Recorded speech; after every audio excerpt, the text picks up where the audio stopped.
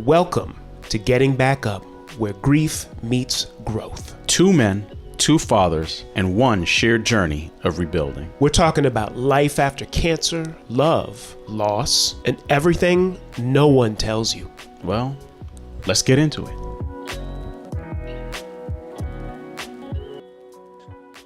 I'm David McClain. And I'm Jamal Jones. And this is Getting Back Up, finding life after death, but now we've talked about life after loss, so we're evolving our story a little bit. Yeah, I think so. In the past, we've talked about all the solutions we thought were right moving forward with our children, and that's the way we thought we should move forward in the sense of making them as whole as possible. So I think we're kind of excited about what we're going to do today. Yeah, and I think it's a little bit to your point, right? A lot of our experience was definitely on, advice from family and friends and a therapist. For those of us who decided to tap into it, I know you and I did for definitely ourselves and our children. So we're excited today because, a lot of what we did was tapping into that, going off of our gut feeling. Yeah. But at the end of the day, we have to lean on a specialist.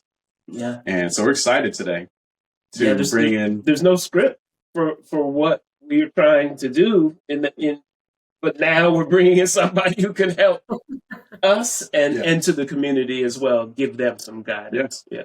Yeah.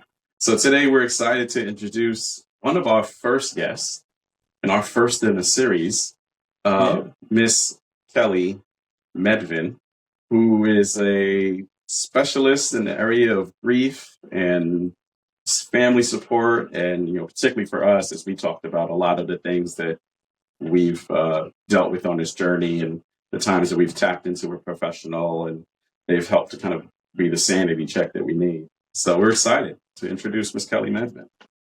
Hi, Kelly. How you doing? I'm doing great. And I really appreciate you guys inviting me onto the show. It's not often I get to talk about my story and to share my story and, my expertise with a broader audience. So I know you're curious as to how I got into this, right? This is pretty heavy stuff.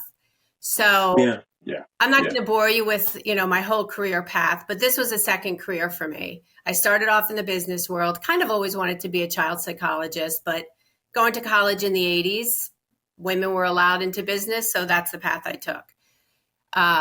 Once I had children, I said, nope, this isn't working for me. I want to do something that's more family friendly. And I want to do really what I'm passionate about. So in my late 30s, I went back to grad school. Halfway through grad school in 2010. So let me back up. My grad school, I was always planning on working with children. I was going to be a school counselor and a mental health counselor.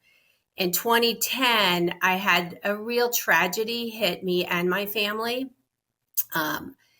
I was on a family, a girls' trip with my three sisters, my mother, my cousins, and we were going out for dinner. It was a terrible rainstorm, and I was in the car with my three sisters, and our car got struck by a tree, and my sister passed away.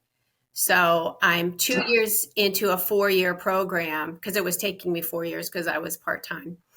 And suddenly I'm dealing with something that's very, very traumatic and really scary and kind of setting me back. My sister had a first grader, or has, first grade and fifth grade at the time. So rebuilding after that was really difficult. I learned a lot about grief and it made me want to learn more. So from that point on, mid-grad school, I really started to focus on working with children and grief and coming back from any kind of loss, a loss of a parent. It was a loss of a parent, and it was also a traumatic loss. Also, in the meantime, having to deal with my own grief. So dealing with my niece and nephew, dealing with my own grief, and finishing grad school with really a focus on grief and helping children. So soon after I had suffered that loss, I joined Good Grief and I went through their 30-hour training and I volunteered there. and worked with children of all ages. And it was eye-opening. It was eye-opening to see how children who have just lost the most significant person in their life, how resilient and how they really dealt with it.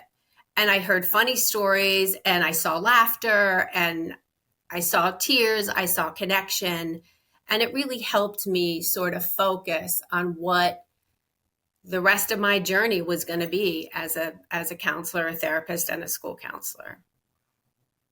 Yeah, that's a lot. It's a lot. That, in the sense of, you didn't choose this, but it chose you, and then you continued along with that path.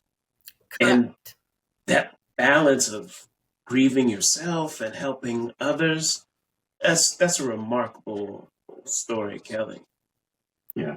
It was a journey, and it took, I mean, I had my own therapist, but what it really did is it helped me focus on what is important and how I really wanted to help children. I always knew I wanted to help children. I knew I loved children from the time I was a child, but this kind of solidified where I thought the biggest need was and where I could really help.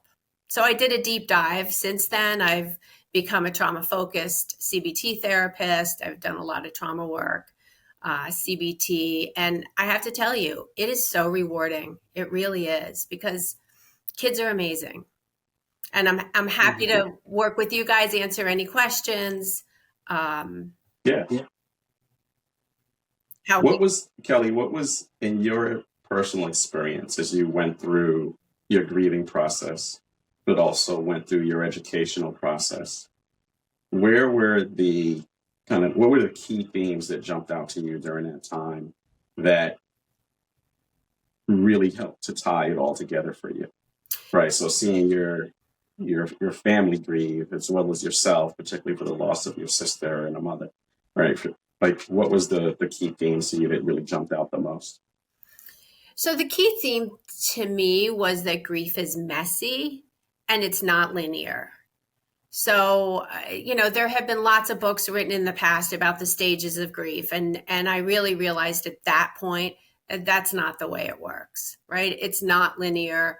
I learned with children, my own children, who were grieving the loss of, their aunt, my niece and nephew, who I was very close to. It's messy. And there are moments where they're happy and they're fine and they're normal. And it seems hard to wrap your head around. But the key is really meeting kids where they're at that moment. So I would laugh with my niece and nephew. I would laugh with my kids. I would cry with my kids. It was always just meeting them where they're at. That's what I discovered the most. Were they incredibly forthcoming, or you had to apply tactics to really get them to speak? Talking about your own family, but then we'll also talk about your practice. So being, I was in grad school at the time, so I knew it was always better out than in, right? To sit and carry these emotions, they get big. I used to say it's a balloon, right? And it grows and grows and grows until it bursts. So I would ask probing questions. How are you feeling? We would talk about my sister. We would tell funny stories. Like, do you remember something funny about Aunt Jennifer? Or do you remember the time, she slapped you so hard on the back because she thought you were choking and left a big red mark? So we would incorporate her into our discussion, and that was easy. I wouldn't really go directly to, how are you feeling? Are you sad? It was more conversation about her. So we could get laughing, but then we could also have some serious conversation. I just went with my niece and nephew. You start to see who they were through how they express grief, through their humor? Were they then more open and could trust, okay, she's here to help me? Sometimes yes. And sometimes they would shut down. And that's when I say you have to meet them where they're at. There would be moments where, I would say, oh, your mother would have loved seeing you in this production. And my niece would not want to talk about her mother. She was heading into middle school. It was embarrassing. She didn't want to be different. So then we Mhm. would just shut it down. Yeah. Yeah. So let's talk a little bit about how then you transition to the full practice, and then just kind of talk about some of the patients or the, the people you were bringing into your practice at that time. How did that all come about as far as building your practice? So I started off as a school counselor, and I dealt with a lot of this. I think one of the things that's important to understand is children go to school, right? So they lose a mom, a dad, a really important figure in their life, and then they have to go to school and they have to deal with people asking questions and masking how they're feeling. So as a school counselor, often the teacher would send the kids down to me, and some kids didn't want to talk about it, right? School can be a safe place. School can be a place where you don't want to deal with your grief. You just want to focus on your academics, play with your friends. So I would talk to them and press, and if that's where they were at, then we'd play a game and we'd talk and we'd laugh. Some kids wanted to come in. I had one girl in particular. She used to come in, and she had lost her mom in second grade. Her mom had died, and she wanted to listen to her mom's favorite music. So we'd sit in my office and we'd pull up, I can't remember the name of the musician at the time, but it was her mom's favorite music. And we'd listen to it, and she'd tell me stories about how her mom was listening to it even when she was sick in her bed. Like, that was the music. She always heard it coming from her mom's room. And she wanted to talk about it in school. It made her feel comfortable. It made her feel safe. I do believe that in that certain situation, the parent that was still alive was not really talking about it. I think the pictures had come down. It was too painful. So she didn't feel safe to talk about her deceased parent in the home. So she so desperately wanted to talk about it. So we talked about it in school. So it just, like I said, you have to meet the kids where they're at.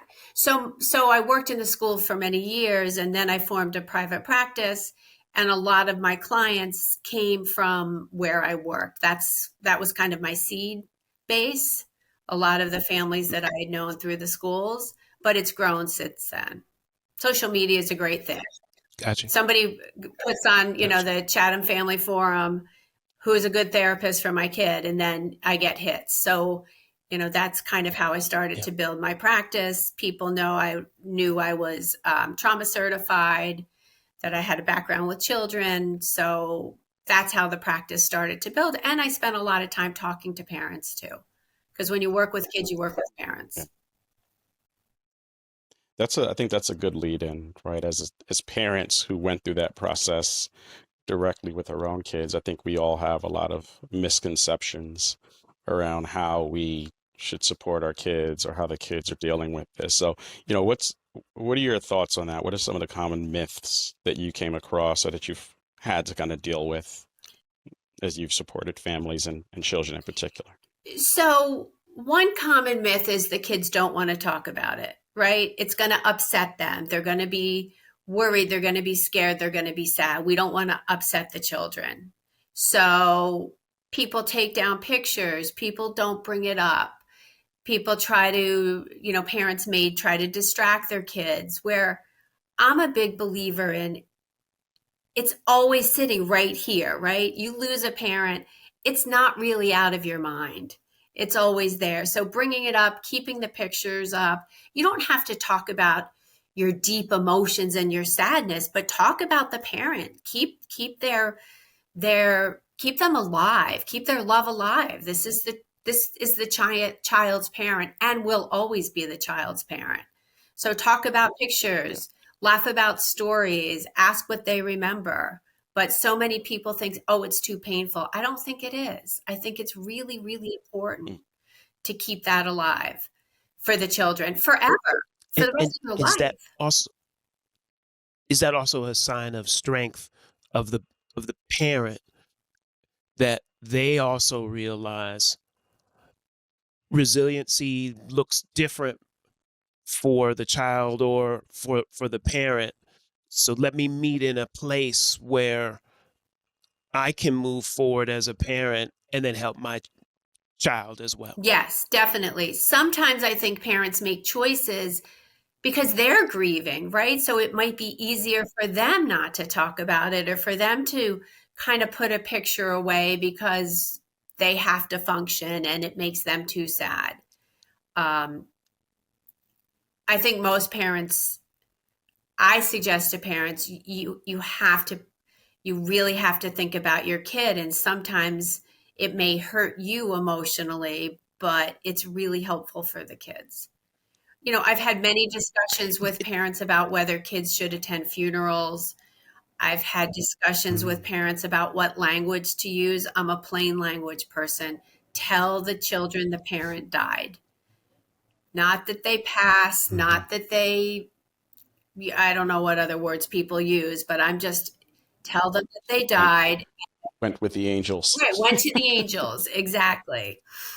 Um, Tell them that they died and tell them that they're not coming back, right? It depends on the developmental stage of a child, like a toddler, excuse me, and an elementary child might really not understand the concept of death. So being very direct, like they are not coming back, they have died. It Mm. may feel harsh, but I think it's best for the child. It's easiest for them to process that very plain language. Yeah. I think you talked about a good point around, one, the natural language, but then kind of the organic ability to keep the parent present and keep the conversation open with the kids. I know David and I talked about this before when you go to dinner or you're sitting in a house and you're trying to poke and Okay. prod to drive a conversation. And, I think that's something that's difficult for me. I mean, it was difficult for me, in that early phase personally, just trying to get the kids to talk, just trying to get them to, express where they are. And then I would, uncomfortably talk about where I was and how I was feeling. Like, are there thoughts or are there things that parents could do that, you can help them through that part? So there's a couple things. I think a good way to get the children to talk is just to talk about funny stories.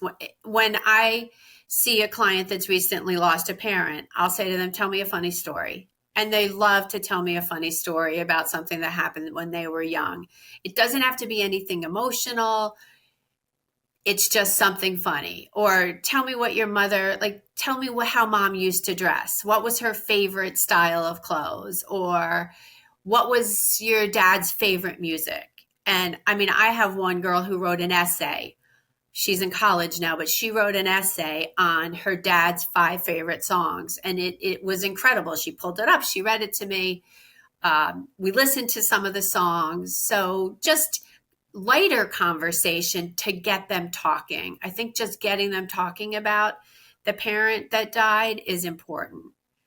But when it comes to helping adults parent children that have just lost a parent, I was talking about the 5 R's. There's reassurance, there's routine, there's remembering, there's reflection and connection, and then there's also reaching out if you need to reach out to a specialist because your child's really struggling with intense nightmares or really strong emotion and can't stop crying. You always want to reach out to a good grief or a trauma specialist or a grief therapist.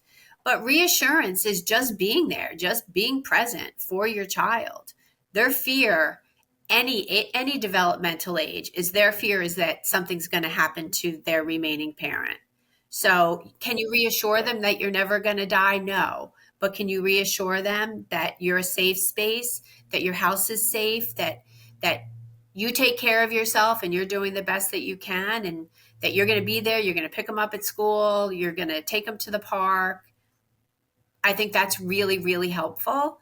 I think setting a routine is really important because their life has been turned upside down and it's super chaotic at this point because everything's different. So as much as you can, try to set up a routine, similar dinner times, family movie night on Sundays, just things that make them comfortable. Routine make children comfortable. Hmm. And then there's the R and remember, like I said, talk about funny stories, maybe have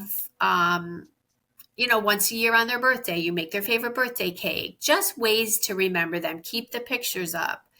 And I know oftentimes in time, the remaining parent will remarry. But even at that point, it's super important to remember their birth parent. If you can, don't take the pictures down. Still celebrate the mom or the dad's birthday because this will always be the child's Hmm. parent. So it's going to be that's really important.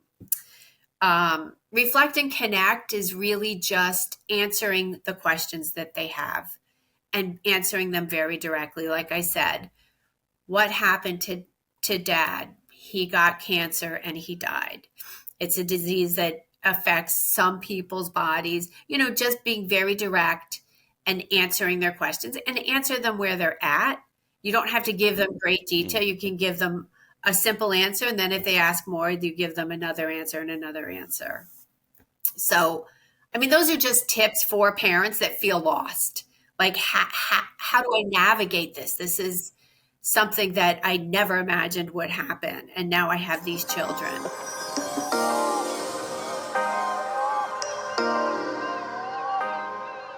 Your practice involves and who you speak to, it's not only the child, but also the family. So, when are you bringing in the parents in the conversation, in the session?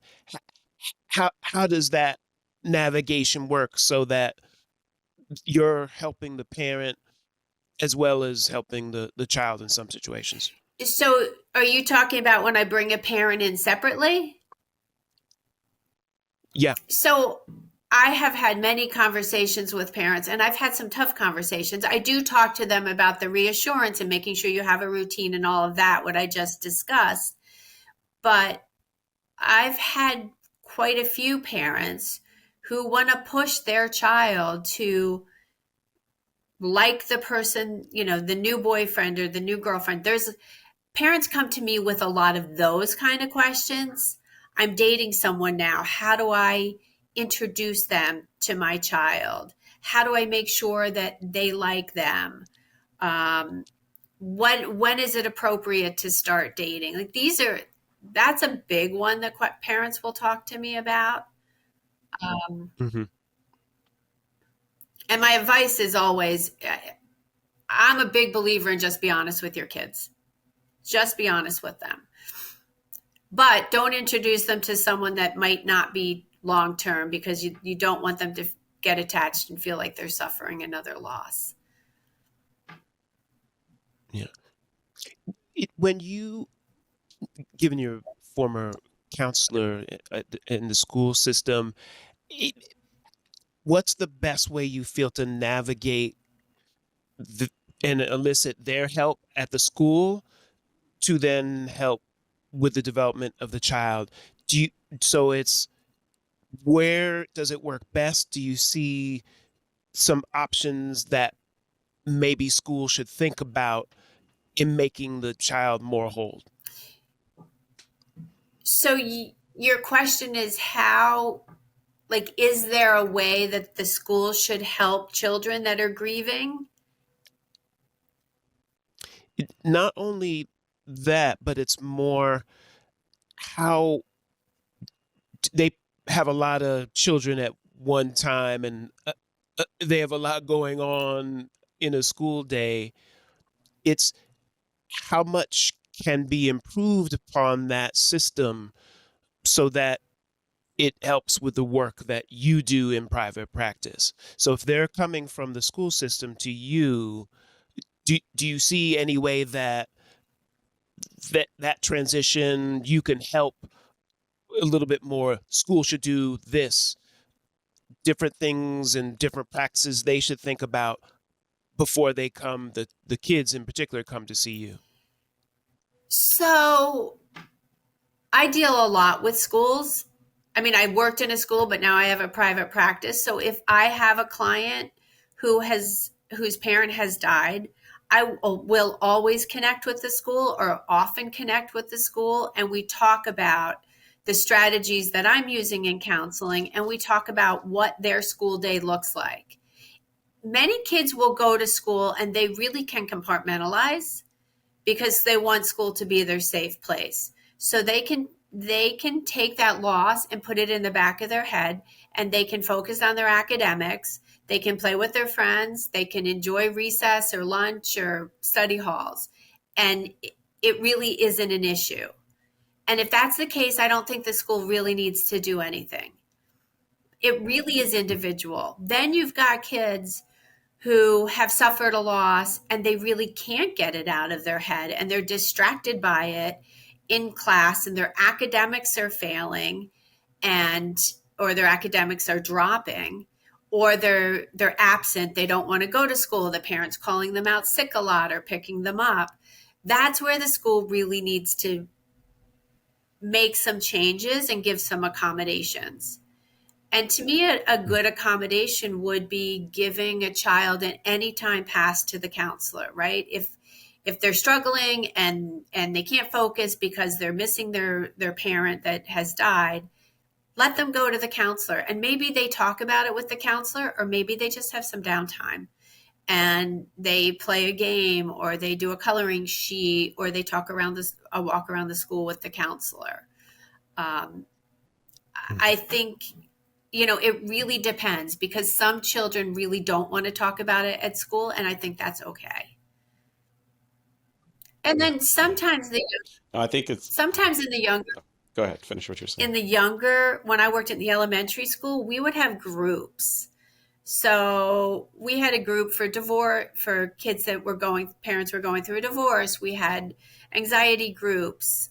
If there are a couple of kids, even two, that have lost a parent, and if the kids are okay with it and the parents are okay with it, it might make sense to run a small group with a counselor to talk about it, because I think it is helpful for children to know they're not alone. They're not the only ones that have suffered something like this, because it can make them feel really alone, and it can make them feel uncomfortable, especially if they're in middle school. They feel weird, or they don't want to feel different. They don't want to be the kid that lost the parent. That's so confusing, and they don't want to talk about it.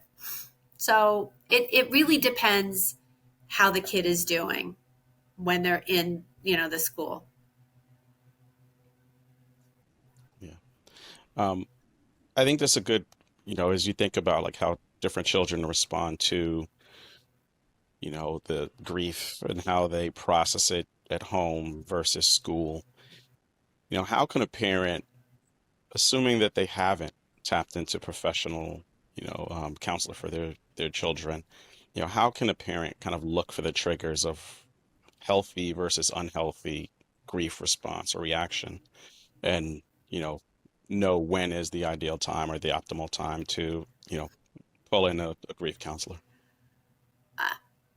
I would say you really have to tap into their emotions. If they aren't functioning, if it's a struggle to get them up and to get them out of bed to go to school, some kids don't want to go to school. They're scared to go to school. They're scared to answer the questions that their peers may ask. So if you're dealing with school refusal, if you're dealing with really big emotions, lots of sadness, or a change in personality, anger, sometimes anxiety, sadness will come out as anger. That's just an easier emotion. And it's consistent for, a couple of weeks, a couple of months, it's ongoing. Then I would suggest seeking some help.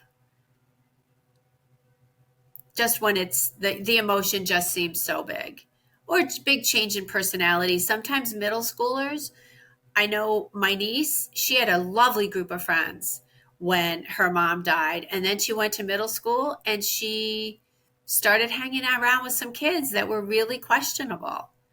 And nobody really knew why. She left this great group of friends who were supportive and knew her and knew her mom.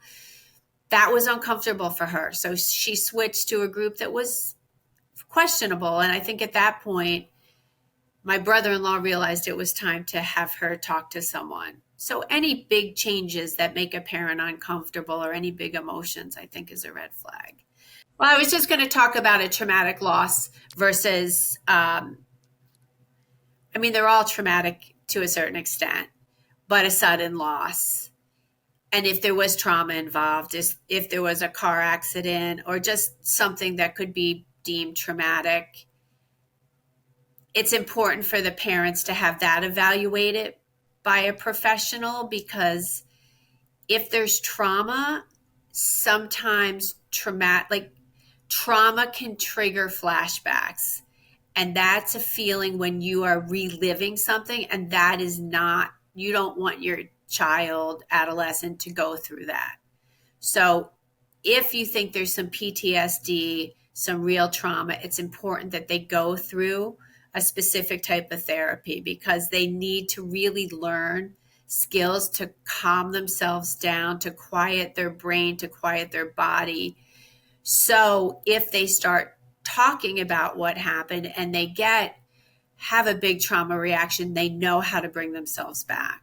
So I think if it was some kind of traumatic loss, suicide, some kind of violence, even a car accident that maybe the kids were in, it may make sense to start with a professional just to kind of assess the trauma that they felt. Yeah, that's an important point, because up to this moment in our experience and the people that we've talked to, it's about lingering illness and living with the countdown Right. to when this person may not be here anymore versus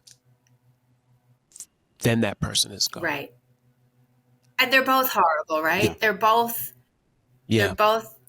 scary and traumatic in their own way. A traumatic sudden loss, there can be maybe a little bit more guilt. You don't know if it's your fault, especially if it was a suicide. Kids will blame themselves. They'll be sad they didn't get to say what they needed to say because it happened so fast. And I mean, I don't know that all children whose parents die of cancer actually say what they want to say. They may be too young. It may be too scary. I don't know what your experience was with that. Yeah. I mean, for us, in my situation, it was denial Yeah. for my late wife up until the very end. And in fact, getting closer to the time that we knew she was going to pass away, the girls didn't come to the hospital. We brought the girls to the hospital when Nolani seemed at her highest point, lucid point. Right. And then after that was it. And they were 10 or 12. What did you want to say a little bit about your experience, Jamal? Yeah, I think for my kids, again, Janice was at home when she passed in hospice, but similarly, there was this,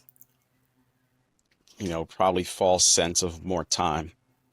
And while they spent a lot of time together, there was a lot of time where the kids spent, many moments with her in the bedroom or in the living room, wherever we had her at the particular time.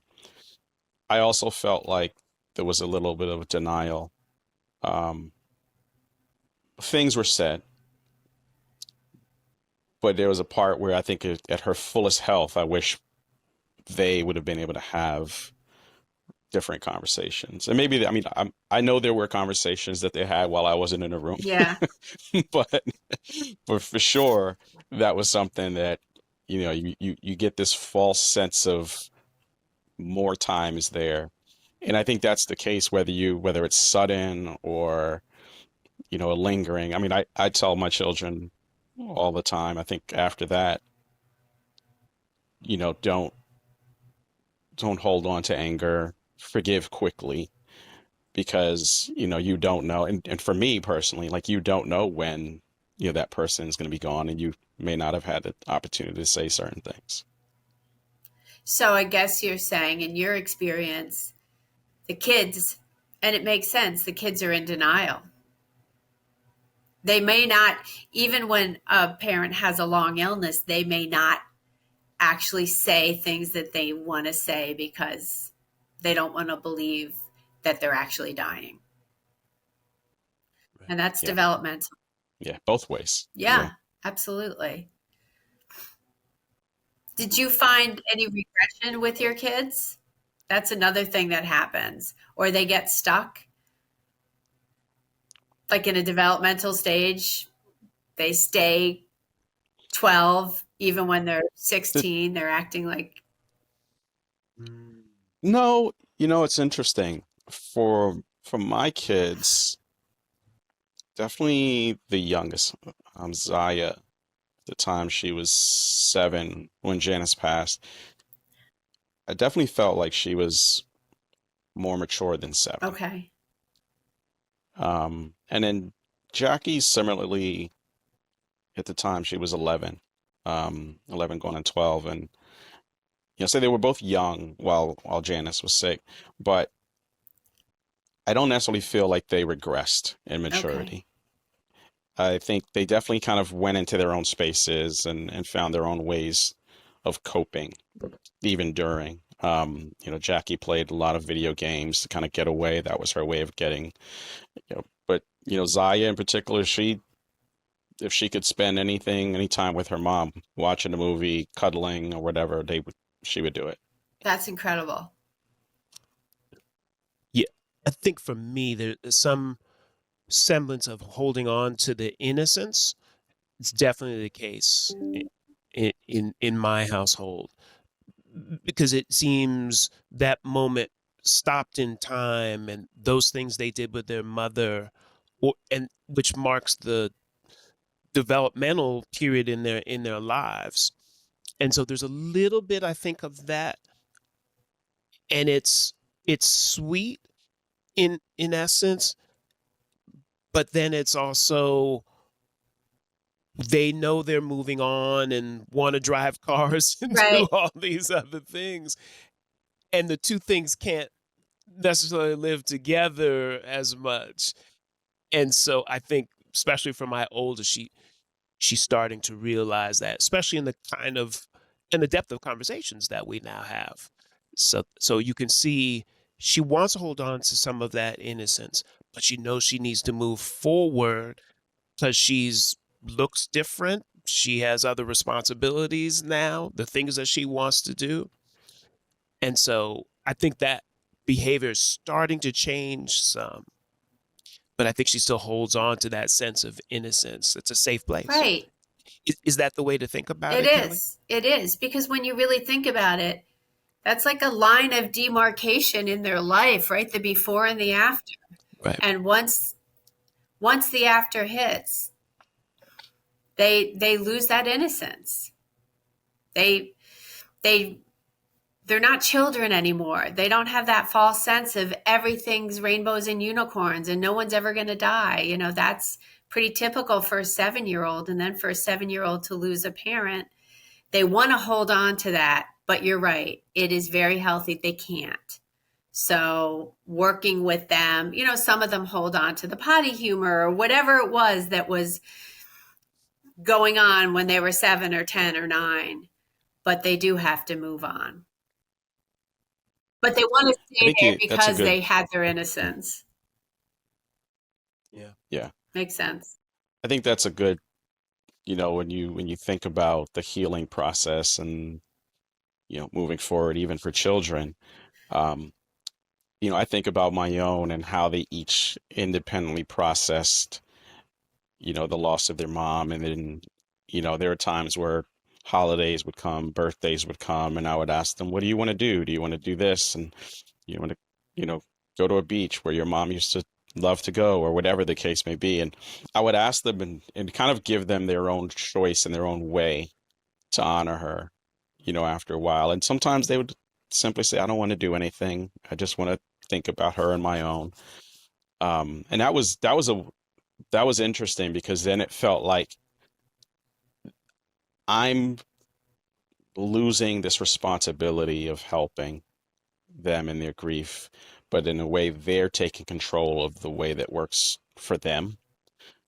So I think when you talk about like that evolution, and then now it's they're older, they each, there's times that see my daughter Zaya, she's now 15. She'll be wearing jewelry of her Yeah. mom's, or I go in her room and she's scavenged the bins and boxes that we have and found new pictures, and they're up in her room, and I, we let that be her canvas of her own identity and way to honor her mom. So that's the part for me that's I cool. think that's really cool. So you didn't get rid of your wife's things. You let your daughter go through it, pick out the jewelry, wear the clothes. Yeah. Yeah, I joke. David and I talk about all the time the boxes of luxury goods that still sit in the house Yeah. There's- We, we, and the we, we both jewelry. pared them down, Kelly, in both our Yeah. situations. We had clothes horse as women, as wives for sure. So, And you but both have daughters. yeah. Yeah. Yeah, they'll be So loving those we will. jewels at some point. They really will. They will Well, we'll treasure see. them. I really believe that. Yeah, I think you're right, though. I mean, there's still pieces that'll come out.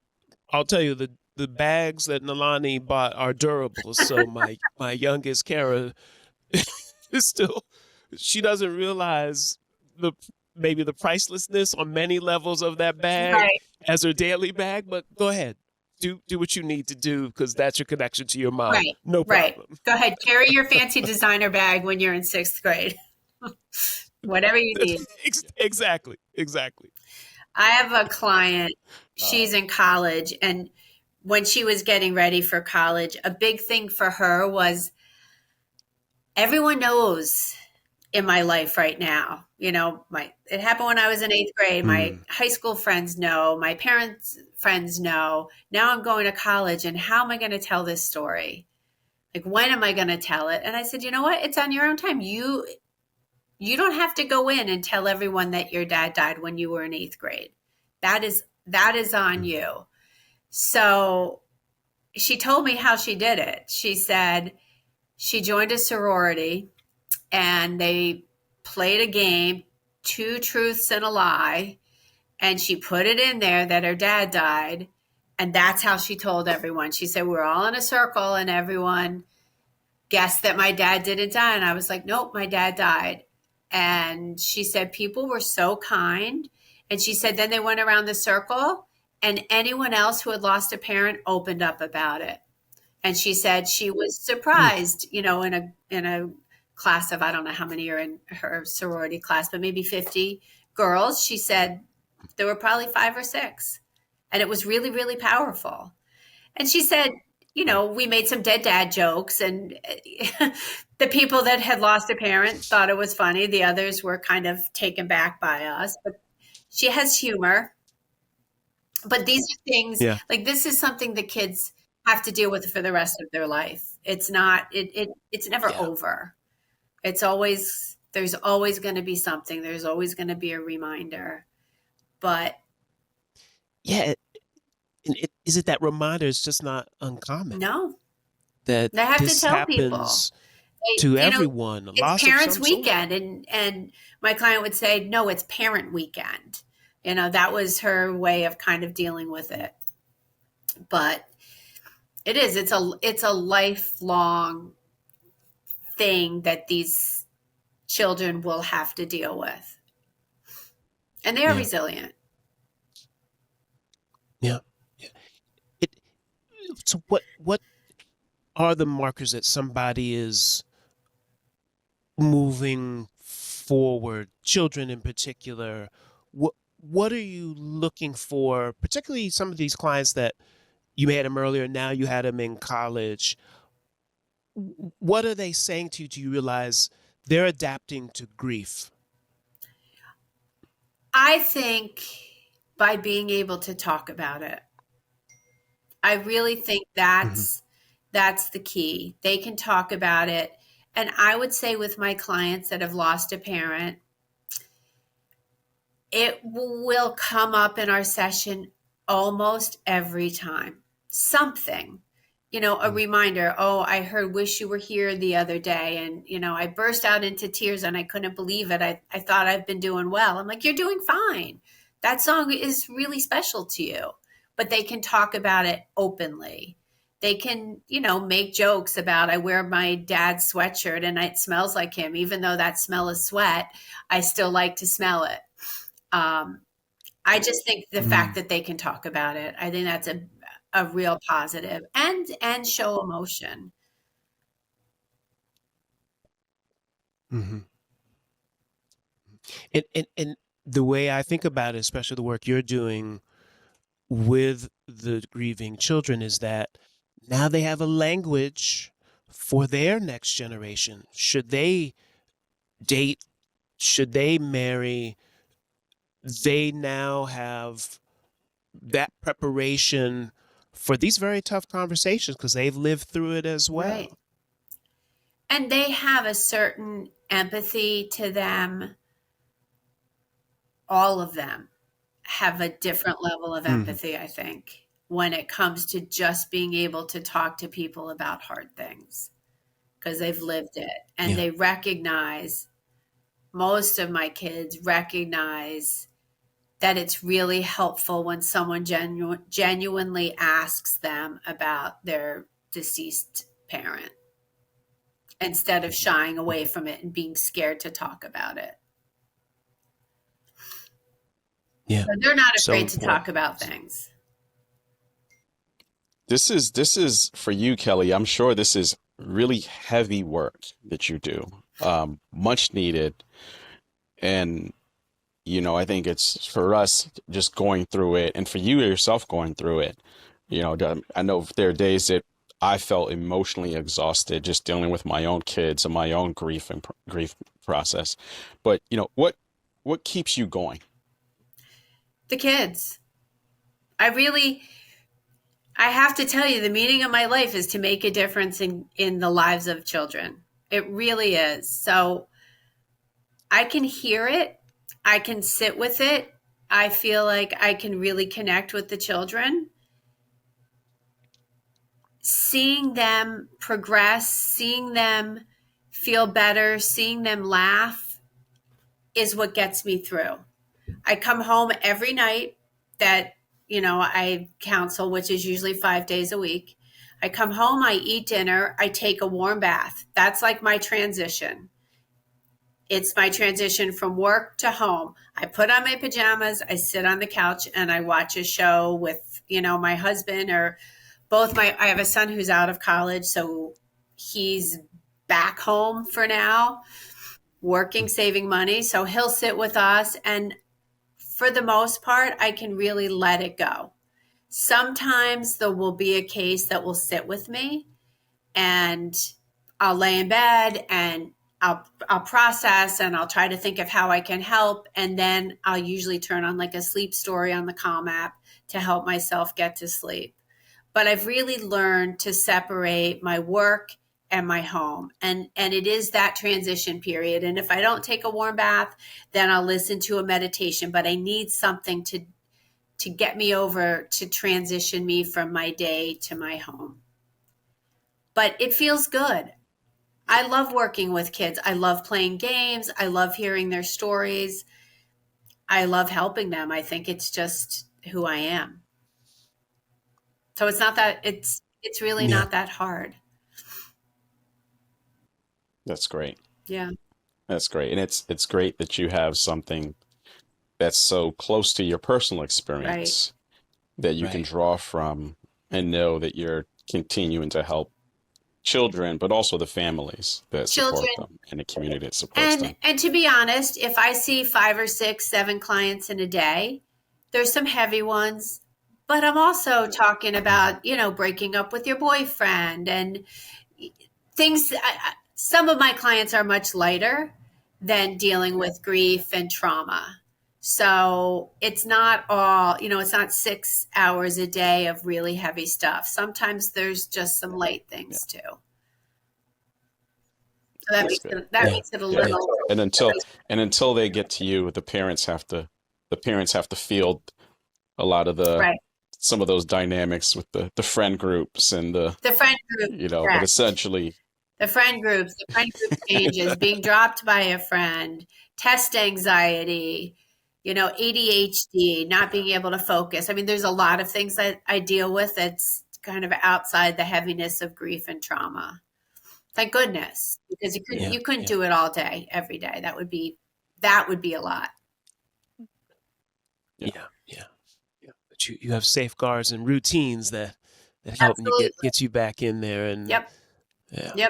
You see the success every day and over the years, and that's fantastic. It's great work you do. We're very appreciative of what you do. Thank you. I was in the business world for 15 years before I went into counseling, and that was not even close to as rewarding as this is. It makes a difference. Right. Yeah. That's the best statement right there. That's the best statement. So Kelly, we'll put up your website so people know how to find you. Any other ways, anything coming up for you they should know about? Because we'll certainly put that into this episode as well. I think the website is fine.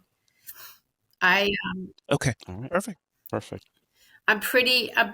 My schedule's pretty full, so I don't need to do a lot of marketing. that's good. That's good. So we hopefully this won't open up the floodgates, but we do hope that this motivates our listeners and other people to know that there's supporters out there, counselors, our children's counselors, family counselors that are there to help navigate not just the everyday life struggles, but also the struggles with grief and loss and different types of, whether it's, we talk about divorce and Right. Loss of a family member. So Divorce is a big one that I deal with a lot. And that's a different kind of loss, but it's also a loss. I really appreciate you guys inviting me on. It was enjoyable and fun to talk to both of you. I enjoyed hearing your stories as well. Yeah. Thank you. Thank you so much. And may tap into you later on. Anytime. Bring you in another time. You guys have direct access at any point. Appreciate All it, Kelly. Take care. Well, thanks again to Kelly Medvin for joining us, licensed professional counselor in the New Jersey area. For those of you who want to know where we're speaking to Miss Medvin. And thanks so much for joining us on Getting Back Up, Finding Life After Death. thank you for joining us on Getting Back Up, Finding Life After Death. If something in today's episode spoke to you, pass it on, because somebody out there needs to hear this. For sure. We're on all the social mausoleums, so follow us on Instagram, Threads, TikTok. Mostly it will be in the form of Get Back Up Podcast. And be sure to subscribe to us on Spotify, Apple, or wherever you get your podcast. And remember, getting knocked down is part of life. But getting back up is how we live. We'll see y'all next time.